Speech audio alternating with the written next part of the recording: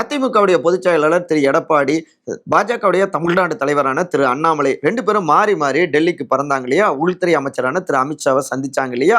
இதுல முக்கியமா அண்ணாமலை எடப்பாடிய நிறையவே போட்டு குடுத்திருக்காரு அப்படிங்கிறாங்க. அதாவது எடப்பாடி அவரு ஒட்டுமொத்தமான தமிழ்நாட்டுக்கான தலைவராலாம் இல்ல. ஒரு பிரதேசத்துக்கான தலைவர் போல தான் இருக்காரு. சவுத்ல அவருக்கு செல்வாக்கே இல்ல.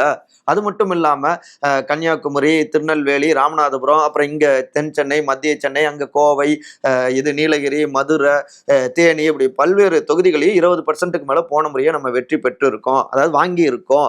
அதிமுக தேய்ந்து வருகிறது. தனியாவே நம்ம வெற்றி பெற முடியும் அப்படின்னும் சில புள்ளிவிவரங்களை கொடுத்திருக்காரு. இன்னொரு பக்கம் அவரை நம்ப வேணாம். இதுவரை கூட்டணியை அவர் உறுதிப்படுத்தல. அப்படியே ஹோல்டுலயே வச்சுக்கிட்டு திடீர்னு பாஜகவுடன் கூட்டணிலாம் நாங்க சொல்லவே இல்லையே அப்படின்னு மாறினாலும் மாறுவாரு அப்படின்னு அப்படியான அந்த ஹிஸ்டரி இருக்குன்னு போட்டு கொடுத்திருக்காரு. அப்படி ஏதாவது செய்ய திட்டமிட்டா இருக்கவே இருக்கு துருப்புச்சீட்டு முன்னாள் அமைச்சரான திரு செங்கோட்டையன் அப்படின்னு தெரிவிச்சிருக்கு டெல்லிங்கிறாங்க.